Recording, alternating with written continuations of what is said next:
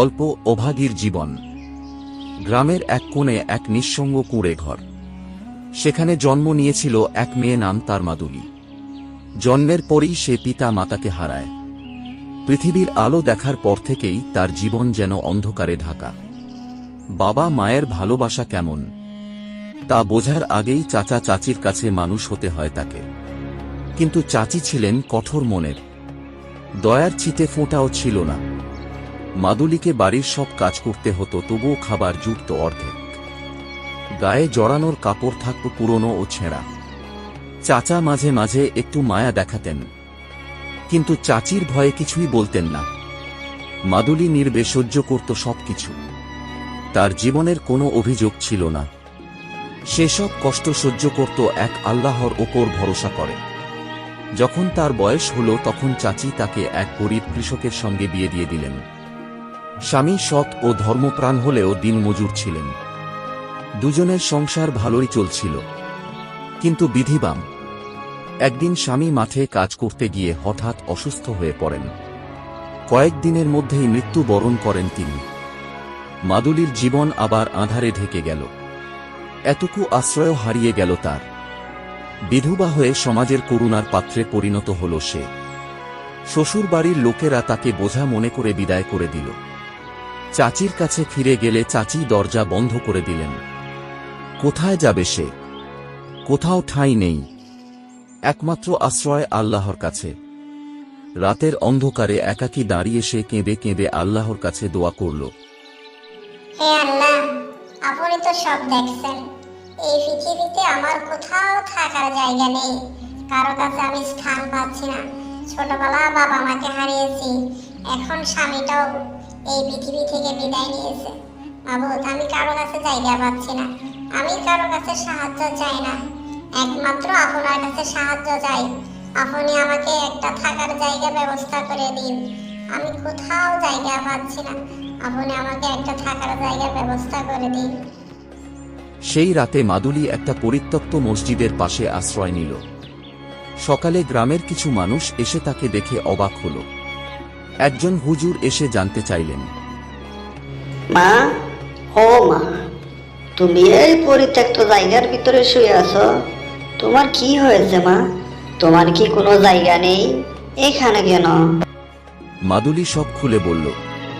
হুজুর সাহেব কেঁদে ফেললেন।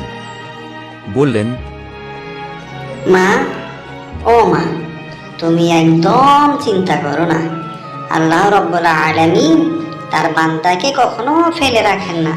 আসো মা, তুমি আমাদের বাড়িতে চলো। আমার স্ত্রী তোমাকে নিজের মেয়ের মতো রাখবে। মানে এই পৃথিবীতে আল্লাহ রাব্বুল আলামিন তিনি তার বান্দাদেরকে পরীক্ষা করেন। মা, তুমি হাল ছেড়ে দিও না। মা, এই পৃথিবীতে কেউ না থাকলে আল্লাহ রাব্বুল আলামিন আছেন। মা, তুমি চলো আমার সাথে আমাদের বাড়িতে চলো। এভাবেই মাদুলির জীবনে নতুন আশার আলো জ্বলে উঠল।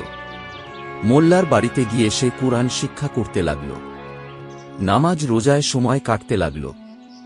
ধীরে ধীরে মাদুলির প্রতি সবার ভালোবাসা জন্ম নিল। একদিন এক দানশীল মহিলা মাদুলির কথা শুনে তার জন্য একটা ছোট কাজের ব্যবস্থা করে দিলেন। কাজ পেয়ে সে নিজের খাবার নিজেই জোগাড় করতে পারল। নিজের উপার্জনে খুশি হয়ে সে আরো বেশি করে আল্লাহর কাছে শুকর আদায় করল। কিছুদিন পর একদিন সেই গ্রামের এক ছেলে দেখতে পেল এক ছোট্ট ছেলে কান্না করছে। সে কাছে গিয়ে জানতে চাইল, হে ভাই, কি হয়েছে তোমার? তুমি এভাবে কান্না করতেছ কেন? কি হয়েছে তোমার ভাই? তুমি আমাকে বলো। ছেলেটি বলল, ভাই, ও ভাই, এই পৃথিবীতে আমার বাবা মা কেউ নেই। আমি ভাই মানুষের বাড়িতে কাজ করি। আমার অনেক কষ্ট হয় ভাই। আমার কাজ করতে একদম ভালো লাগে না। আমার মনে চায় আমি লেখাপড়া করতে চাই। ভাই, আপনি কি আমাকে একটু সাহায্য করবেন? তখন ছেলেটিকে মাদুলির কাছে নিয়ে গেল। মাদুলি সব শুনে মাদুলি তখন ভাবল, আমি তো একসময় এমনই কষ্ট পেয়েছি, তাহলে আমি কেন অন্যের কষ্ট দূর করব না? সে সিদ্ধান্ত নিল, যত কষ্টই হোক গরিব শিশুদের পড়াশোনা শেখাবে। ছোট ছোট বাচ্চাদের কুরআন শেখানো শুরু করল। তাদের নৈতিক শিক্ষা দিল। গ্রামের মানুষ তাকে সম্মান করতে লাগল। একসময় সেই ছোট্ট মাদুলি, যাকে সবাই অভাগী বলতো, সেই গ্রামের সবার ভালোবাসার মানুষ হয়ে উঠল। তার ধৈর্য, সততা এবং আল্লাহর ওপর ভরসা তাকে সম্মানের আসনে বসালো। আল্লাহ বলেছেন, নিশ্চয়ই কষ্টের সাথে রয়েছে স্বস্তি। আল কুরআন। মাদুলি বুঝতে পারল, দুনিয়ার সব কষ্টই একদিন শেষ হয়। যারা আল্লাহর ওপর ভরসা রাখে, আল্লাহ তাদের পরিত্যাগ করেন না। এভাবেই এক অভাগীর জীবন ধৈর্য ও ঈমানের বরকতে সত্যিকারের সফল জীবনে পরিণত হল। নতুন নতুন ভিডিও পেতে সাবস্ক্রাইব করুন এসএনএস বাংলা অ্যানিমেশন চ্যানেল।